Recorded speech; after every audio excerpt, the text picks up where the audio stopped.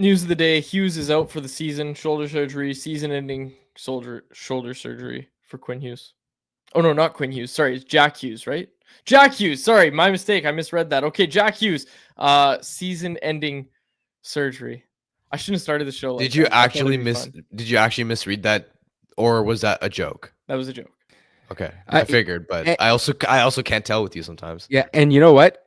Ms. L in the chat, regular contributor, pointing out all three Hughes brothers on the cover of NHL 25, and two of them have had some serious injury problems this year. Makar Wasn't Luke also hurt? Year. Didn't Luke also got hurt? Makar had injuries last year. Is the cover curse back? Question mark, maybe? Who would you like to see on the cover next year with that in mind? Who would I like to curse? I'm not answering that question. Okay. Welcome to Canucks Conversation. My name is Dave Woodrelli. I'm joined by Harmon. Joint cover Elias Pettersson and JT Miller. Wow. Yeah. Shaking hands. Our show is brought to you by Bet365. Open account with Bet365 today and bet on a huge range of markets. Whatever the moment, is never ordinary at Bet365. Be sure to use code NATION when you sign up for an account. Chat is bumping early, and I apologize. There were a few people that were totally got by what I said at the start of the show. Folks, here's the thing, though. If that were actually what had happened, if Quinn Hughes was out for the season, that would be the headline of the show. Like, that wouldn't be something we just... Like, yeah, but what if it's breaking news? Jacob works fast. Jacob can change our title in a matter of seconds. Jacob, change it right now. See? Does it in a matter of seconds. Technical producer, Jacob Lazar. He's on top of things. Yeah, there's lots. People are throwing out their names for who they want to see on the cover of NHL next year. Opened up quite a can of worms to start off today's show. There you go. New title. I will change it back, but we have a new title temporarily. That's so funny. Okay. Chat's bumping early, which makes me want to tell you about our Super Chat charity partner this season, the BC Mental Health Foundation. You want to make sure your question or comment gets on the show? Hit us with a Super Chat. Proceeds from our Super Chat will go to the BC Mental Health Foundation, changing the face of mental health and addiction by supporting breakthroughs in care, public understanding, research, and knowledge exchange. Harm, where do you want to start? Like, I don't want to start by talking about the Ducks. The Ducks are red hot right now, and we're going to have to talk about them. Dave Hall's going to join us, so it's going to be a really fun show today. But there are a few different ways we could start the show, and I'll leave it to you. We've got this Kraken trade. Where do you want to start, Harm? His mic's muted.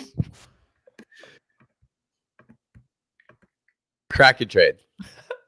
Okay. Pull it up, Jacob.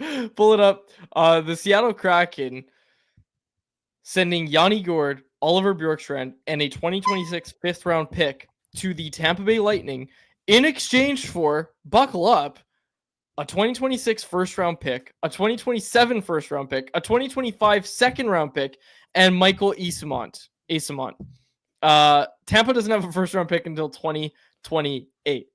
Couple things here, Harm. My first take on this is, yes, it's a seller's market. Been saying it for a while. Don't know why anyone would disagree with me on that. This trade absolutely hammers home that it's a seller's market. The first thing that comes to mind, and this is probably the part that we're going to talk about the most, is if Yanni Gourde and Oliver Bjorkstrand get you that, what do Brock Besser and Pius Suter get you? And again, I know it's not a perfect comparison, but obviously that's going to be the thing that we focus on is, okay, well, what could Besser, what could Suter get you? But the thing that I want to quickly talk about is this idea. First thing I see is, oh, Tampa got fleeced. I see that all over social media. That's everybody's first reaction to this. If you look at this trade and that's your reaction, I'm sorry, you're not paying attention, because the Tampa Bay Lightning have a date with probably the Florida Panthers in the first round of the playoffs. And guess what, Harm? They're in the business of winning playoff rounds, and they want to stay elite for as long as possible. They did it when they got Jake Gensel in free agency. This makes them a better team, and ultimately that's all Tampa's looking at is, how can we make the playoffs and not only be in that, we don't want to be in that mushy middle, we want to be a team that's actually going for it. And right now, you look at the Lightning, like, they have the hot goaltender that is part of the recipe for magical Cinderella playoff runs. This makes them a better team, and I understand it from Tampa's perspective. And look, this is the price that you had to pay because of the seller's market right now. And I don't look at this and say, oh, Tampa does poorly in this trade at all. Tampa definitely paid a steep price, but their history under Julian Brisebois is they identify what they believe to be their perfect target. By the way, Frank called this on the show yesterday. I asked him about what's a dark horse player or team that you're keeping an eye on, and he said that he thinks Tampa's up to something. But they identify a target and they'll pay up a lot for that guy rather than trying to find the best bang for buck option. I mean, how many people were saying that the Lightning got fleeced when they traded 2 first-round picks for Brandon Hagel? Yep. Right. Brandon Hagel wasn't the Brandon Hagel that he is right now. He was still a good player in Chicago, but people looked at that as an overpayment. Obviously, it backfired for them on the Tanner Jeannot front. But Blake Coleman, Barclay Goodrow, Nick Paul, Tampa finds a guy that they like, zero in on him, and they're willing to pay a hefty price because they believe it's the perfect roster fit. And more often than not, they're typically right about that. And when I look at this Lightning team, Bjorkstrand, like people will focus on the top line with Tampa, and it makes sense, right? Kucherov, Point, and Gensel is elite, but that second line, we've seen how dominant Hagel and Cirelli have been. And last I checked, it was like Zemgus Girgensons who was playing on that second line, and we were talking about, okay, could they use a name like Brock Besser? Like Tampa was a team that I thought, okay, maybe they could be in on Brock. Now they get Bjorkstrand to slot in on that second line with Cirelli and Hagel. That's one of the best second lines in the NHL. Is that the best top 6 period in the NHL? Might be. And when you look at Vasilevsky bouncing back, like this team is right there, especially given how wide open the East is, especially now that the Devils, a team that a lot of people looked at as potential contenders, are with Jack Hughes being out. They're not really in the mix as true Stanley Cup contenders anymore. And most importantly, when you look at the age of Tampa's core players, right? You've got Kucherov, who's 31, Point, who's 28, Gensel, who's 29, Hedman, who's 33, Cirelli, who's 27, Vasilevsky, who I believe he's 30. So their core doesn't have the super long runway. They should be trading away picks because they've got 1, 2, maybe 3 more runs before they're going to essentially be done with this core. Not to mention, I think one thing we're learning is, and Corey Proman wrote an article looking at ranking every prospect that was acquired with first round picks that were traded between 2020 and 2023. One thing we're learning is late first round picks. If you got a pick in late 20s, those picks are a lot less valuable than draft picks in, let's say, the first 15 to 20. And with Tampa, the season they're having, and you don't expect them to fall off a cliff next year or the year after necessarily. Those are going to be late first round picks. So yeah, hefty price, but I think this is a great fit for them. I like it for them. I really do. Now, the second part of that question, we'll get to Dave Hall in a second here, but the second part of that question is, okay, like, what could the Canucks get if they trade Besser and Suter? And I guess maybe not together, but I think the answer, like we've thought for a while now, is a lot. Like, I know it's not perfect, right? You're looking at 2 rentals, whereas in that trade, it's a rental and a guy who's still signed. But at the end of the day, like, they have to move on, right? Like, they have to move at least Suter. And I've made it clear for a while now, I'd like to see them move Besser if they're not going to sign him. At least Suter, you'd like to see Besser as well, but like, you'd get such great assets back for that. You'd hope so, but it also depends to some extent on Bjorkstrand, for example. Tampa was a team that could have been in on Brock, right? And Bjorkstrand was a player that, as a non-rental, could have been available, but it was a 50-50 about whether he was actually going to get dealt. He wasn't part of the rental market. This guy's getting traded for sure. And so it hurts the Canucks that a guy like Bjorkstrand shakes loose and becomes the perfect fit for a potential Brock buyer in Tampa Bay. So the question I have is, what about Rickard Rakell in Pittsburgh? He's in a similar position as Bjorkstrand, where he's a non-rental. He's having a terrific year in Pittsburgh. Do teams prefer paying a premium for a guy with term rather than paying, let's say, a first-round pick for a pure rental? And again, Rakell's one of those guys where Pittsburgh doesn't have to move him because he has term. But if a team blows them away, they're going to ship him out. So if you're the Canucks, you're keeping an eye on the Raquel front. You're also keeping an eye on the Mikko Rantanen front, where I don't know if you saw Darren Dreger tweeted out that Carolina essentially shopped him around the whole league. Doesn't guarantee that they're going to move him, but at least they're checking the market on him. And again, if those two guys become available as well, and you think of how many other teams have already done their shopping as far as impact forwards, how many buyers do you have left that would be willing to pay a huge price for Brock Besser? And if those guys don't move, we're gonna have then that's better. Deadline day. Yeah, we're gonna have a very interesting deadline day out here in Vancouver. It's almost, you know what it's similar to, Harm, is the whole principle of Brock Besser and free agency, right?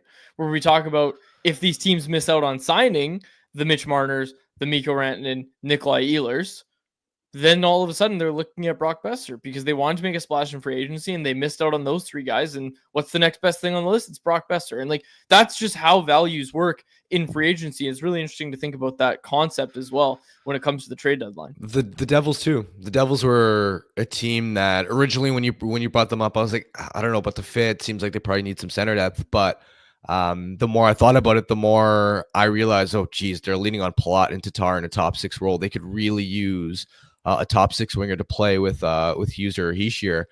And now because of Jack Hughes' injury, there's no way they're in on the rental market. So that's another team that could have been in on Brock that is now out. That's a really good point. And if you missed it at the start of the show, Hughes is out for the season. Jack Hughes is out for the season. Shoulder surgery, season-ending shoulder surgery. Really, really tough news for him and, of course, the Devils as well. Really, really crappy. Okay, let's bring in Dave Hall, who is brought to you by Pacific Toyota dealers, who so badly want you to go watch a game from the beautiful Konica Minolta Champions Club at Rogers Arena for the April 6th game between the Canucks and Golden Knights, along with 2 Canucks jerseys. If you want to win, check out the link in our episode description or follow Toyota Pacific on Instagram and Facebook at Toyota Pacific for your chance to enter. Contest open only to residents of BC and Yukon who are of the age of majority. And hey, while we're talking about Pacific Toyota dealers, don't forget to check out the 100% electric Toyota BZ4X. With plenty of space, the BZ4X is backed by the peace of mind that comes with knowing you're driving a Toyota. When you choose the BZ4X, you can get up to $6,500 in rebates and incentives, and now you can finance a 2025 BZ4X from 3.29% APR for 36 months. Visit shoptoyota.ca or your local Pacific Toyota dealer today. All right, let's bring him in. Dave Hall, who joins us now. Dave, just what's new in Canucks prospect land? I read Blackfish, but what do you want to tell the people about right now? What's on your mind? It's barren out there. You know, going into the season, I felt like I was very optimistic. There was a lot, felt like there was a lot of prospects, but I just feel like they're dwindling down, whether it's from graduating or whether it's from trading them away. I don't know if you've seen what Melvin Fernstrom's up to since he was traded, but tell us what's Melvin Fernstrom up to? Well, this was as of last week, but as of last week, he was in the top 3 SHL scoring since the trade had happened. I think he had 8 points in the 6 games that he was traded, or it was around there. So, of course, he popped literally the morning that they traded him, and ever since he's been on a scoring tear. But yeah, it just seems like, Elias Pettersson has moved up. Jonathan Lekkerimaki is close to moving up on a full-time basis, and so everyone's just slowly but surely getting plucked, and it's getting dwindled down there. So. Dave, I wanted to ask about Lekkerimaki being called back up. How do you like the potential fit for him with Filipino and Drew O'Connor? Yeah, I love it. In my opinion, he has to be put in a position to be scoring goals. If he's not getting put in a position to be scoring, and right now it seems like Filipino is that main driver. So I think putting him in a position to succeed is the only way to go about this. If we're bringing him up for 9 minutes a game and, hoping that he brings a little more than just his offensive punch, then I don't think it's quite fair to him. But I think it's great. I personally would love to see an all Swede line of Nils Hoglander, Elias Pettersson, and Jonathan Lekkerimaki, but I'll take Filipino as he's been a pretty good driver for the team so far. Okay, so based on your first answer, your answer to this question is going to be no one, or everyone should be untouchable. But Dave, what prospects, as you look at the deadline, like if the Canucks are going to make any sort of significant move to the roster, like they did when they went and got Marcus Pettersson, we know they're not going to be in the market for rentals, but like, they did have to part with Melvin Furstrom. Yeah. Is there a prospect that you're looking at where you're like, and outside of Willander and Lekkerimäki, obviously, where you're looking at it and saying like, okay, don't trade this guy? Aside from those two, then Elias Pettersson, he's kind of fringing on that full time, but he's still a prospect. And I just think, even though he doesn't carry that, that pedigree that the former two mentioned carry, I just think, he's shown so well at such a young age, and his translatability is just so nice. And I just think he brings elements that you don't really see in a young prospect like him. Whether it's AHL or now NHL, he's transitioned quite smoothly, and he just brings that snarl that you just don't see. He's physically mature and ready, and I just think, I wouldn't call him an untouchable, obviously, if an offer, and I think this stems to both Willander and Lekkerimäki as well. I don't think the Canucks do carry any quote unquote untouchables unless the offer is completely outrageous. Then I think you have to pull the trigger. But I would put Pettersson personally into that spot. Aside from those three, I think everyone is up for grabs. You got a guy like Kirill Kudryavtsev who's playing really well as a rookie in the AHL. He's probably, obviously as a 7th round pick, he's just gone well above and beyond expectations. But just given the fit of what's going on, now that they've added Marcus Pettersson and obviously Quinn Hughes and now Elias Pettersson, is there room for Kudryavtsev? And it might be wise to strike while the iron's hot. And he's got 23 points in 43 games as a rookie in the AHL. He's very quickly moved up into that top line minutes. He can go on the right side. I think if you're gonna, he might be a nice option. Maybe Ratu, but yeah, I think those three that you mentioned, or the two that you mentioned, then Pettersson, are probably my three quote unquote untouchables. It's interesting that you brought Kudryavtsev, how well he's looked in the AHL, and yet because of the moves that they've made, because of the emergence of DPD, you're going to have Willander arriving soon, plus Kudryavtsev's physical profile, where he's more of an undersized guy. Do you like the idea of the Canucks potentially leveraging him as a trade chip, given that his stock is rising, and he might, despite him tracking well, maybe he's not actually a fit for this organization long term? Yeah, that's you nailed it on the head there. And I hate to say it because I'm a big Kirill Kudryavtsev fan. As someone who writes the Farmies and watches the Abbotsford Canucks game, it's never good. I'm very distraught of the fact that Lekkerimäki and Pettersson are both out of the system. But I think it would probably be wise. I mean, like I said, we're talking about a 7th round gem here that, it's kind of hard to say that his trade value is going to be as high as it is right now. He's coming off, he's having a decent rookie season. And I just think, eventually you gotta figure out where he slots into this mold. And you got a guy like Sawyer Minio coming up who, kind of has the same, he's kind of put in the same position. So maybe could he fill in for that Kudryavtsev in the depth chart? I think in the long run, we for the first time in what feels like forever, we've been harping on the fact that the Canucks need to bring in defensive depth, and now it feels like they have that defensive depth. And so if you can bring in someone like a nice center that can potentially make some noise at the NHL level, I think you'd be stupid not to add Kirill Kudryavtsev. I just think he's got a good enough stock market right now where I think he could actually bring at least be added to a nice package that would bring in someone maybe more suitable for the center position. That's really interesting. That's a really interesting way to kind of approach the deadline. And hey, props to you, Dave. You've named a prospect who you're okay with them parting ways with. But again, it all comes down to easy for the right price, and it always comes down to that. Okay, some listener questions here, Dave. This one from Tyson Carter. He said, "Can you ask Dave about Mackie Samoskevich from Florida? Can see him coming back in a Besser return." Have you heard of that guy? Yeah, I've definitely heard of him. I watched quite a bit of him when he was with Michigan. I think he'd be nice young kid. I think he's what is he, 22 now, I believe. I'll be full honest. I haven't watched a ton of tape on Mackie Samoskevich since he's gone up. So I'm not too privy on how his transition has gone. But he's obviously playing in a full-time role right now with the Panthers. So if you can bring up some stats, that'd be great. But yeah, I mean, right off the bat, like I said, I haven't paid too much attention to my Mackie Samoskevich stock chips. How the hell have I not heard of this guy? 10 goals, 10 assists in 53 NHL Yeah. games this year. There you go. I've never even heard of him. Because he's not 6'5", he's undersized. Yeah. I've watched Panthers games. He's not a too. goalie. He's not 6'5". Dave, what did you make of this Seattle trade? We were talking about it right before the show went to air.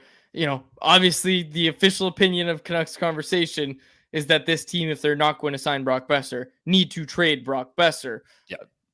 What do you make of that trade? Yeah, I mean, obviously, you know, you take it for what it is. You look at it. Obviously, it's a steep price, but at the same time, I kind of respect. I kind of like how they obviously they know what they want. They know what kind of team they are. They go out and get it. You know, like I kind of respect. As crazy as it is, I respect the grind and I respect the hustle. You know, like we've seen this. I mean, I believe I saw a stat today. They've picked 2 first-rounders in the past 10 years, Yeah. and I mean. I love it. And not one of them is playing on their team. And like Isaac Howard's trending towards potentially making the team eventually. But I mean, I wouldn't be shocked if he's gone by the time he is NHL ready as well. So I don't know. It's pricey, but at the same time, that's just what it is. It's a seller's market, and Tampa Bay knows what they want, and they're willing to go get it. So I respect it. Dave, final thing here. This one from Karn, regular listener of our show. He said, how's Ratu been? Achi Ratu. Has he improved his inconsistency issues from before? I sort of, not really. I mean, I think with Aatu Ratu, I think we're getting close to knowing what we got here. And you know, he's a face-off ace. He's a tremendous playmaker. He's probably Abbotsford's best playmaker. He plays a good game. I think overall, you probably should expect at most a middle 6 center, and a good one. You know, like I said, there's something to be said about him and his faceoffs. He's an ace, and he can play in any position, any situation. You can put him out depending on, you know, whatever side it is. But I just think inconsistencies. I mean, he's not blowing up the AHL at this point, right? And I just think at this point, I think we're probably pretty privy to what he is, and I personally don't think the foot speed and the skating is ever going to really get there, and I think that's fine. He is what he is, and he's a good face-off guy. But for me, that's just where I am at. So yeah, he's been good. I wouldn't say he's been amazing. Yeah. Dave, we got a super chat. So I know I said that was our last question. I'm But we good. got a super Keep it chat. coming. So I got to ask you another one. This one from Brian Beckwith. I like all the people are starting to just ask you questions. I love this. This one from Brian Beckwith, who said, when will Danila Klimovich get a chance? We've heard about his season. Daniel G's wrote about it over at Canucks Army. You've written about it as well over at Canucks Army. Danila Klimovich having a pretty solid bounce back season in the AHL. Thank you for the super chat, Brian Beckwith. Again, that's in support of the BC Mental Health Foundation. But Dave, the question, when will Danila Klimovich get a chance? Oh man, that's 2 in a row. It's going to make it seem like I'm picking on these guys. Like to go back to Ratu, I like Ratu's game. I'm just realistic on what I think it is. And I think the same goes with Danila Klimovich.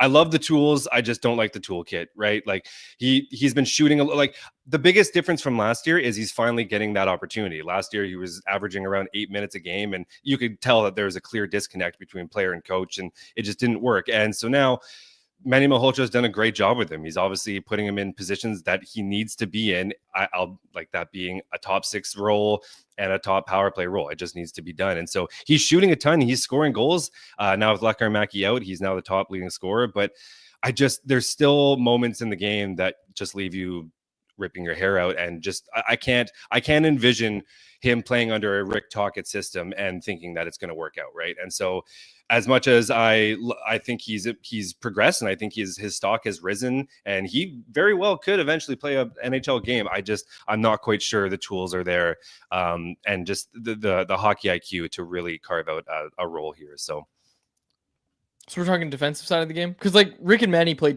similar systems for the most part. So if he's having success with Manny, I guess AHL games is kind of where we're going at here. Yeah, it's just more. Yeah, it's defensive zone, and just it's weird because he shows all this effort, but then there's times where it's just not there. Like the effort level is not there, and so there's just some inconsistencies in the hockey IQ. It's just, you know, like I said, he's got a great shot. He's a goal scorer, a pure goal scorer.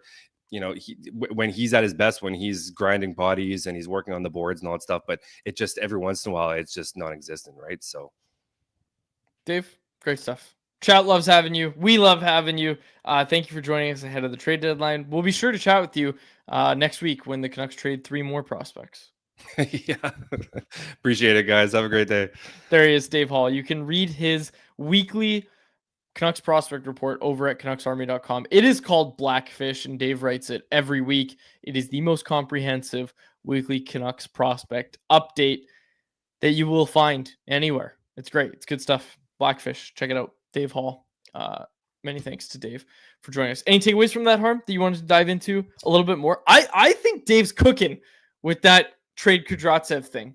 And I know I'm kind of dumbing it down. Dave wasn't sitting here like trade Kudryavtsev, but we made him pick basically and said, hey, a prospect who should be untouchable, who's there. Like, he kind of outlined the path to the NHL for the player. He's having a really solid high stock season. Let's put it this way. Hunter Brustevich last year, really high stock season. And the Canucks moved quickly, right? That was a 3rd round pick. Kudryavtsev's a 7th round pick, having a really high stock season in North America. Now, does that also mean that he probably is going to be an impact player at the NHL level? Maybe. Yeah, it definitely increases the likelihood of what they thought they had in him maybe 2 years ago. But that being said, like, if it's the right price, and like Dave said, if you're getting a center back and it helps you get over the finish line on a trade where you're getting back a player who you really like that is going to help you now and for the next couple of years and has some term, I totally agree with Dave that Kudryavtsev is probably the name.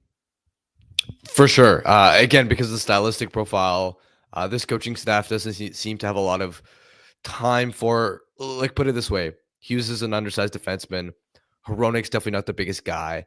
I can't imagine that they'll then also in the future, and look, maybe this coaching staff is gone by that time, but most coaching staffs around the NHL value size, and between Hughes, Hronik to a lesser extent, but Kudryavtsev, you'd have 3 undersized guys on an NHL blue line. I just don't see many teams around the NHL that are comfortable with that, and for that reason, I would be open to the idea of shopping him. But with that said, I'm also curious. Yes, his stock is up. Yes, he's having a really promising season in the AHL. But what is his trade value? Because he doesn't have a lot of pedigree because of the 1st round or the 7th round status. Plus, he is in that tweener tier where he's got puck moving ability, but he's not like a power play type.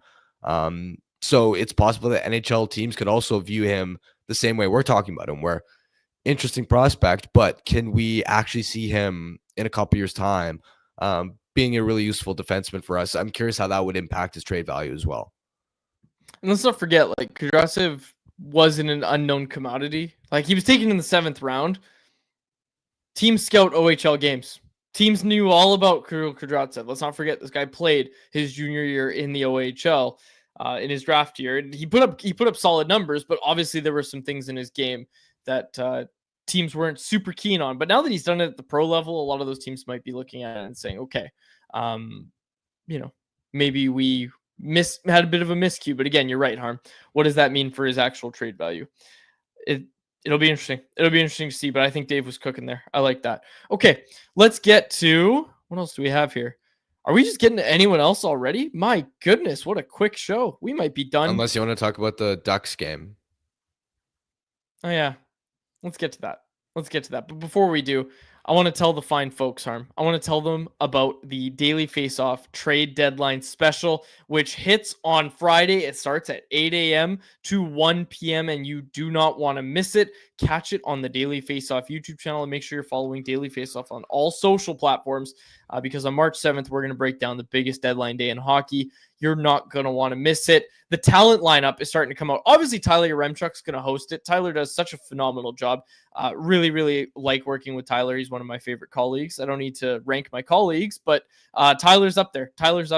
Obviously, Frank Saravalli, who was on the show yesterday, and friend of the show, Johnny Lazarus, is going to be there on the opinion panel, along with Nate Thompson, who obviously played in the NHL, and another friend of the show, Irfan Ghaffar, is going to be on the opinion panel as well. We're also going to have Carter Hutton and Matthew Barnaby on the show, and Matt Larkin's going to be dishing out the trade grades. So make sure you're tuning in. Daily Face-Off Deadline Special, 8 a.m. to 1 p.m. Pacific. Do not miss it. It's going to be great. It's going to be great. Okay. Harmon. The Anaheim Ducks red hot. They took down the Oilers last night. Lucas Dostal was in net. Lucas Dostal's a great goaltender. He's got a great save percentage. We've talked about Dostal in the past as well. Really good goaltender. John Gibson's also a pretty good goaltender, and he is going to be who the Canucks face tonight. Tell me about this Anaheim team, Harm. What's gone right for them?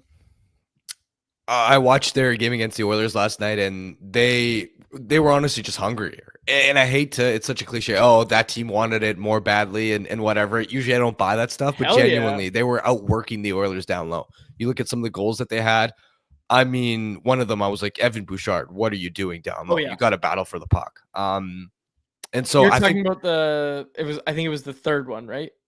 Yeah, it was abysmal, right? So now it also should be said that the Oilers themselves are on a horrible skid. So that's part of it too. It probably makes the Ducks look even better. It's not that they dummied an Oilers team that's been red hot.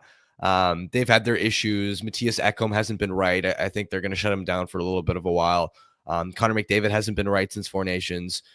But in having said that, the Ducks look like a team that genuinely believe right now, that think that they can.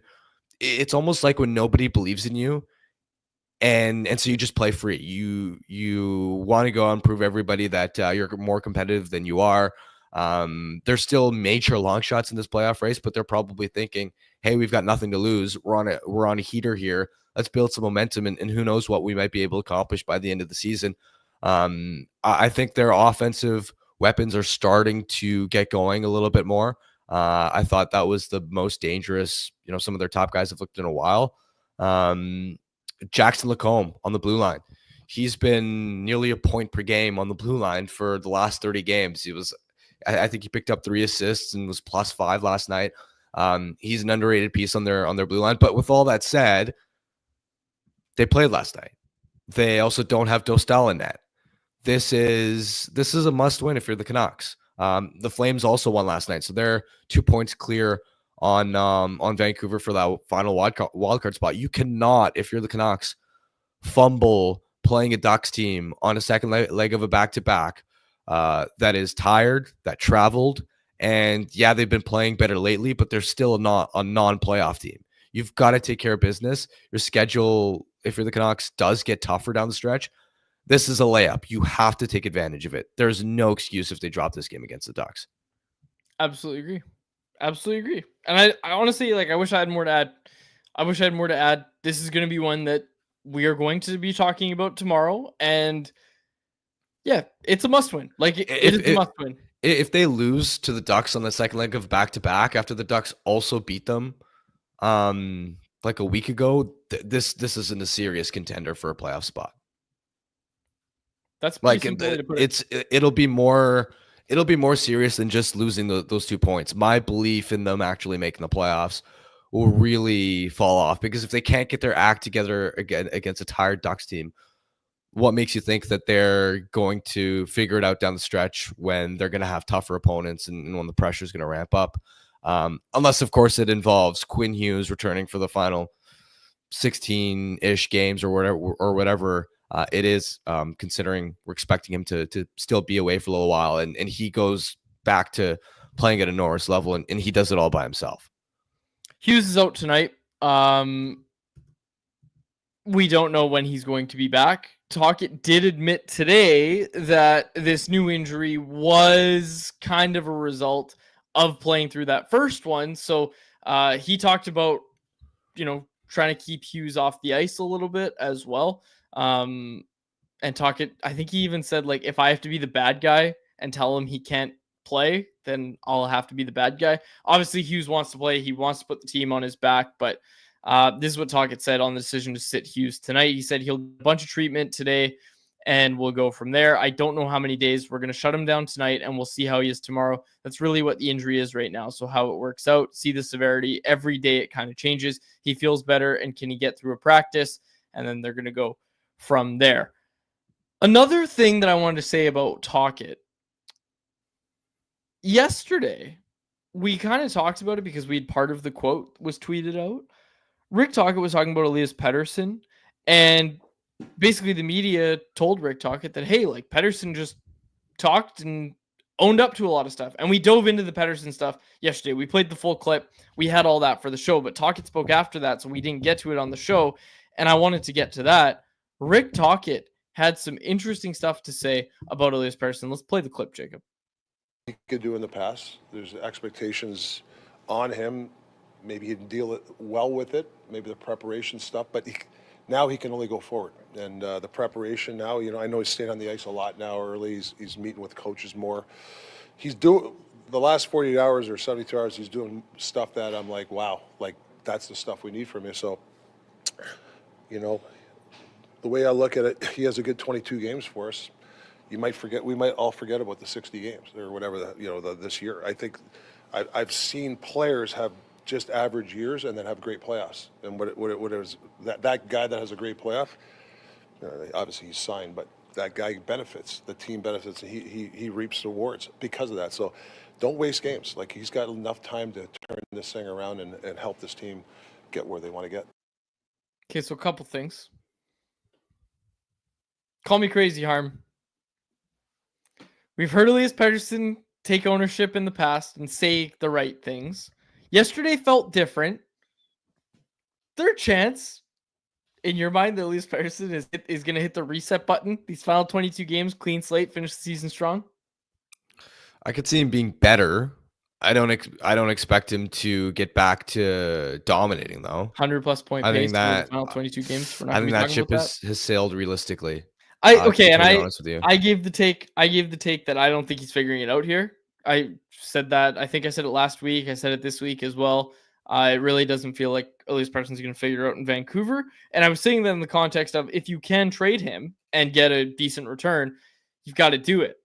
But that being said, starting to feel like maybe something's going to turn. Oh, come on. I don't know. I'm just telling you the vibes, man. I just report the vibes. That was like yesterday.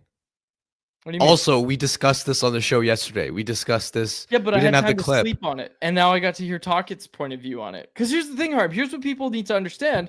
Like, Rick Tocchet and Elias Pettersson have butted heads in the past. Rick Tocchet has publicly come out, and without saying Pettersson's name, actually, no, with saying Pettersson's name, he's talking about practice habits, and we need to see better practice habits and all that sort of stuff. And clearly, they disagree to some extent on all of that.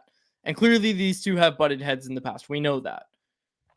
But I don't know, just everything about it. Tocchet coming out and saying what he said, I feel like, and Pettersson coming out and owning up and facing the music, whatever you want to say, it's just I feel the vibes are lining up at the very least for Pettersson to just completely turn this around. Vibes are lining up. I've been burned way too many times in the past 12 months thinking, oh, he's turning it around now. You get one or two good games and you're like, oh, is he rediscovering his form? That stretch he had without JT where he's piling up over a point per game. We thought, oh, the old Pettersson's back. I'll believe it when I see it for an extended stretch. I'm not saying I disagree with you, but I'm just not. It's like the boy who cried wolf. I'm not saying in your case, but with Pettersson, what am I gonna show me? So here's the thing. You were saying, oh, you're tired of a couple good games, people saying he's back. How about a good press conference? Seriously. That's what I'm just telling you. Yeah. The vibes are lining up. I'm telling you the vibes are lining up. I'm not saying it's going to happen. I'm just saying that I could be wrong here. A couple days ago, and I still believe it, that he's probably not going to figure out in Vancouver. But man, this is the first time the vibes have shifted in a sense of where I'm like, okay, like if it happens, I won't be stunned. Maybe. I've gotten false hope many times, and I'm not writing him off, but like I said, I'll believe it when I see it. What I will say from that scrum by Tocchet is I liked how he framed it, and presumably he would have communicated this to Pettersson, where if you perform well down the stretch and you have a good playoff, people like the 60 games where you struggled aren't going to matter. Yep. Now, look, in the grand scheme of things, people aren't going to forget that, but the vibes, the narrative around Pettersson, absolutely. Like that's the right message for a coach to try and drill into a player, that Pettersson, we know that sometimes the pressure can get to him. We suspect there's some like confidence element there. to sort of just tell him, hey, just focus on these 22 games, play to the absolute peak of your potential. And if you're able to do that, everybody's going to forget about all the time that you struggled, because this stretch where we're trying to get into the playoffs and then the playoffs themselves, that's all that matters. Like, that's a good way to try and frame it. I think you're right. We'll see. I think I'm going to take EP40 anytime goal on the Bet365 bet of the day, but we'll do it after. Because Pettersson also told Jeff Pettersson yesterday, he wouldn't lie to Jeff, that he's going to try to shoot more. He told Jeff that. Did you catch that? Yeah. Yeah. Who would lie to Jeff Pettersson? Nobody. Phil Pronik, maybe?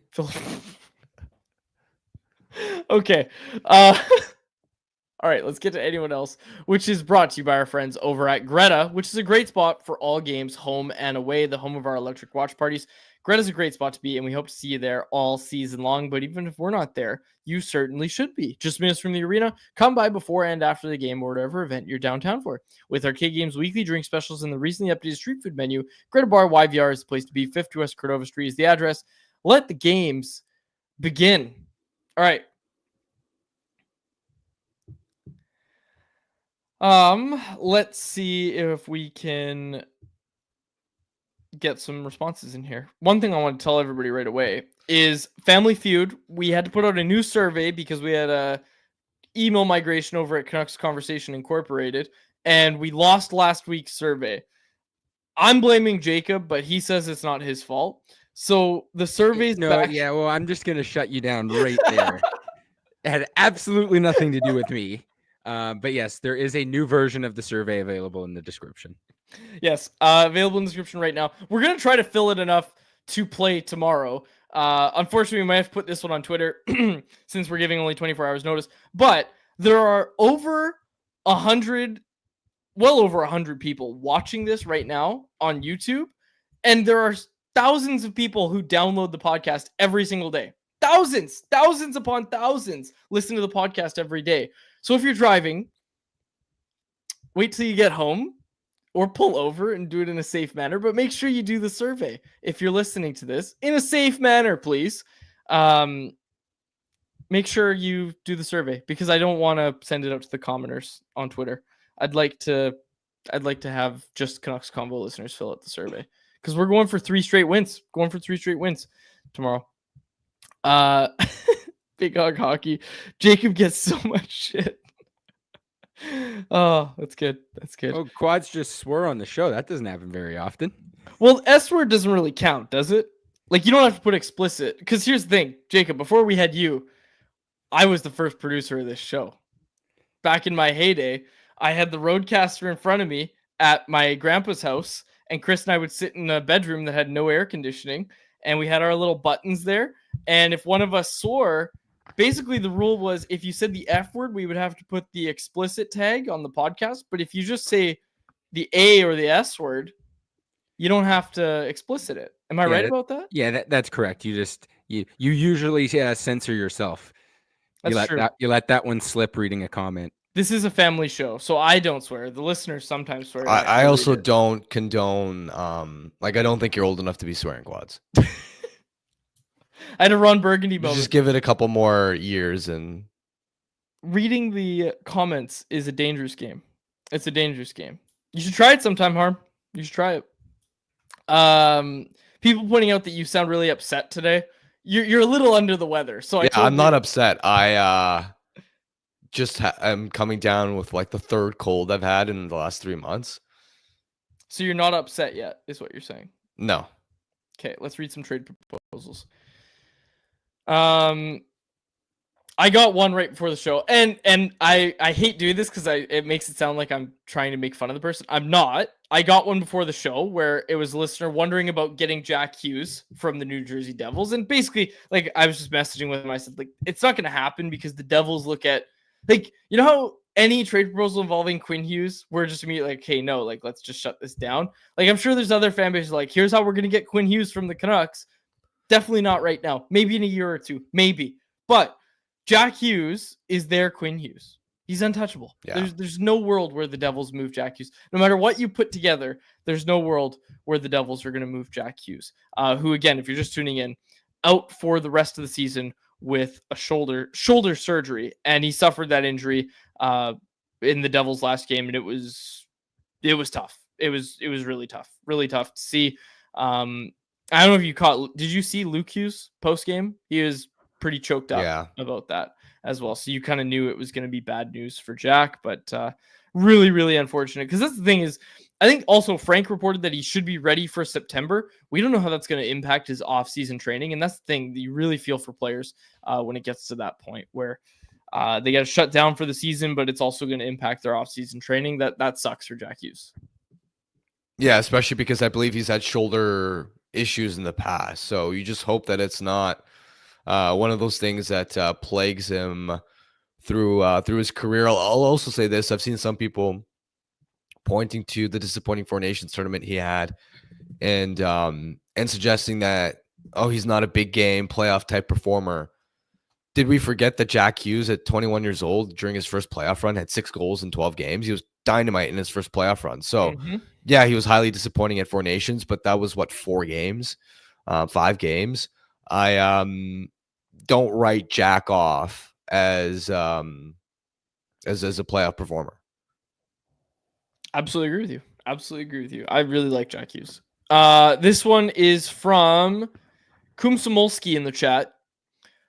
Should the Canucks trade Connor Garland now if he isn't in the long-term plans to re-sign next year? Likely won't get more value for him than now. There's a name that no one's talked about, but this person makes a good point that Connor Garland's heading into his final year with the Canucks next season.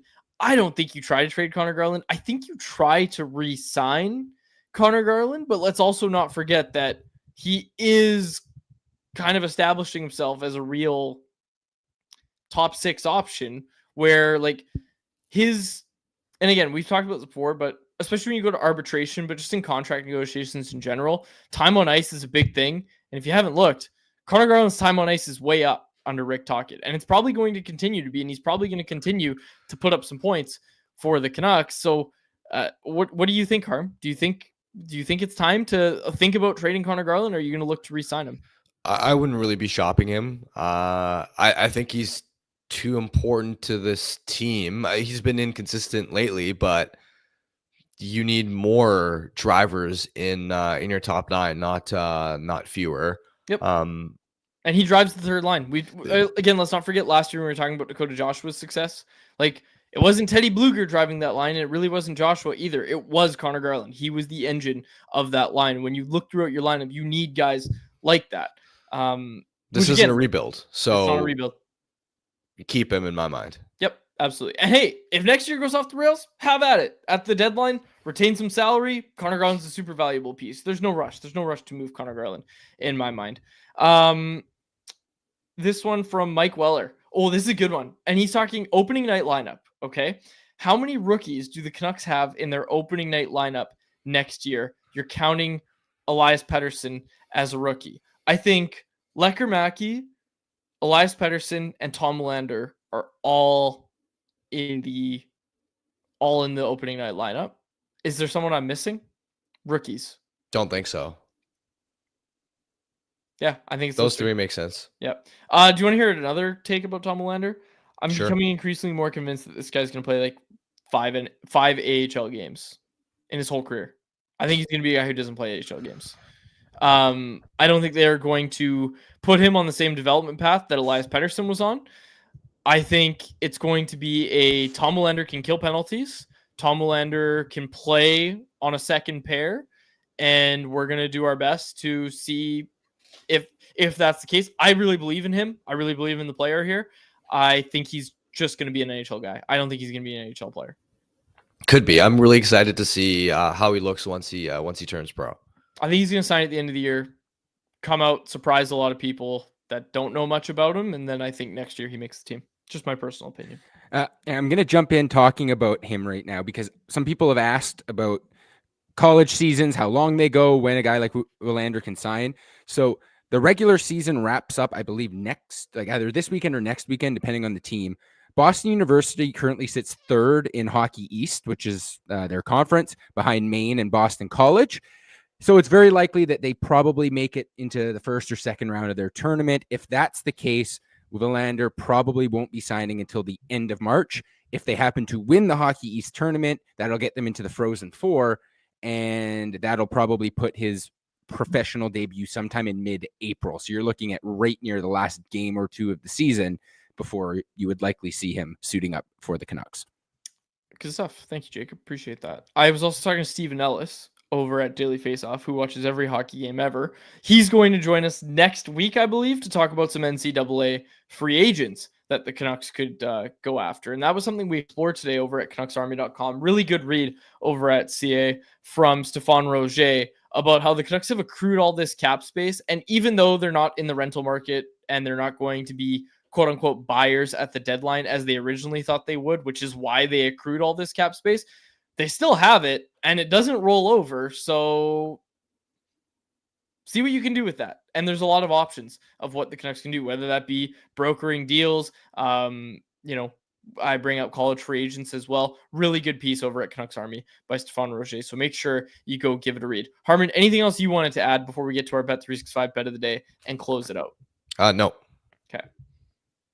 Where do I find? There it is. All right. Elias Pettersson anytime goal for tonight. Plus 180 odds. I'm hammering it. Those are awful odds for a guy with like one goal in his last 30 games. I am hammering it. Yes, you can also get Besser and Garland plus 200, Jake DeBrusk plus 260, Philip Hedl plus 260, like Jonathan Lekkerimäki plus 350. Like the Lekkerimäki or DeBrusk is a way better bet to actually make with the returns on it. But hey, you do you. Can I do two bets, Jacob? Sure, you can do whatever you want. It's your show. Okay. Elias Nils Pettersson, as he's referred to on Bet365. I'm sprinkling 25 cents on that at plus 1,200 odds. I've said it for a while. Elias Pettersson is due for a goal. He is shooting a lot, and he is getting the puck at least near the net. He is playing with Filip Hronek tonight. I'm putting that as my first bet. Elias Nils Pettersson. And I'm taking both Petterssons here. Both E. Petterssons I'm taking, okay?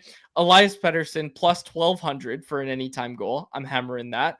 And then Elias Pettersson plus 180. But I am taking plus 1,200 Elias Pettersson to score a goal tonight. So do you want those as separate bets, or do you want to do the same game parlay of two E. Petterssons to score? No, not the same game parlay, which wonder what the odds would be on that. But no, I'm taking Elias Pettersson plus 1,200 odds. It's the wonkiest odds of any bet I've ever made on this show, except I think it was Lekkerimäki to lead the World Juniors in scoring was like plus 1,500, and I took that, and then it happened. But I think in terms of individual games, this is the wonkiest one, so I'm taking it. So I did do the same game parlay for you. You can get those odds at plus 3,500 for both Elias Pettersson and Elias Pettersson to score a goal tonight. I'm taking Elias Pettersson goal props. Taking it. What about, and I mean, let's not get too into it, but like shot props. I like Elias Pettersson, the defenseman, to shoot a lot. I like him to shoot tonight. So we'll see. But anyways, I'm taking goal scorer, Elias Pettersson. Take it. That was our Bet365 bet of the day, which is brought to you by Bet365, a proud partner of Canucks Conversation. Open an account with Bet365 today and bet on a huge range of markets. Whatever the moment is never ordinary at Bet365. Be sure to use code NATION when you sign up for an account. Must be 90 plus to play. If you choose to play, please play responsibly. All right, Harmon, anything else that you wanted to add? Nope. Okay, Family Feud tomorrow. Jacob, you've got one thing to add? Yeah, this was requested by someone in the chat a couple times over the last week, but people saying that Quads has a certain doppelganger in St. Louis. I don't know. I kind of see it. Oh, I kind of see it too. If Quads could grow that facial hair, he might look like Jordan Binnington. Yeah, and for those on the podcast, it's a photo of Jordan Binnington. Pull up the giant baby, Jacob. Do you have that on hand? Actually, yes, I think I do.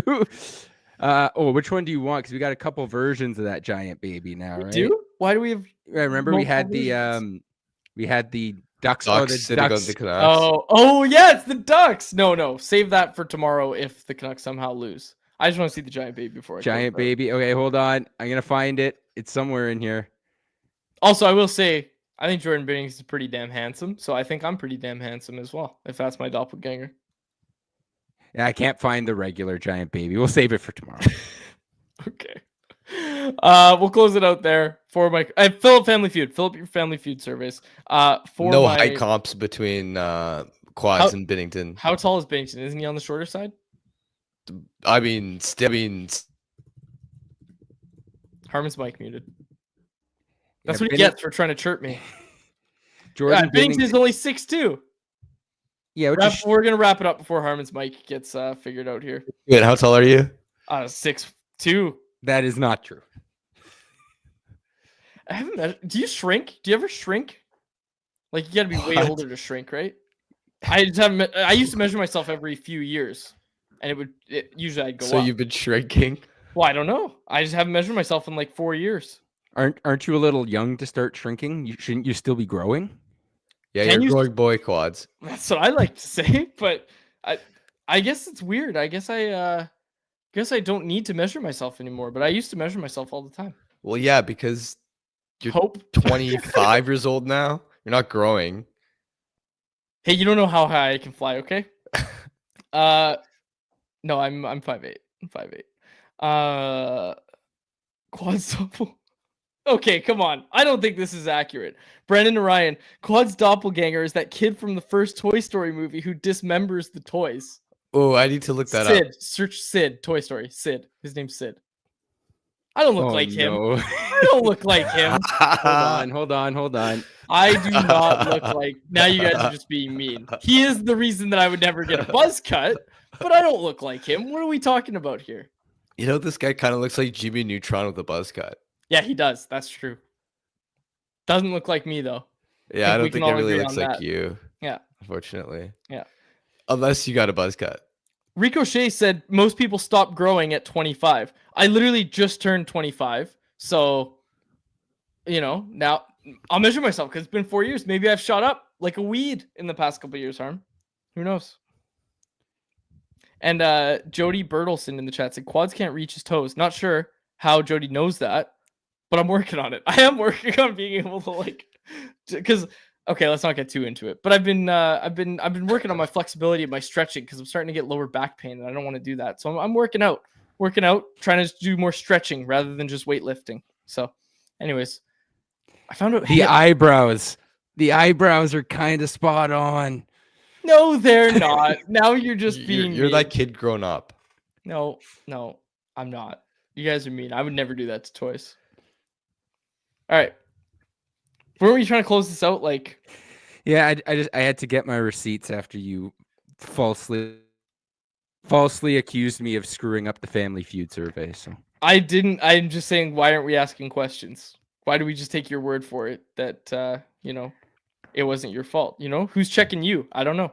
All right, we'll wrap it up there. For my co-host Armin Dial and our fabulous technical producer Jacob Azar, my name is Dave Woodrelli. Thanks so much for listening to another episode of Canucks Conversation.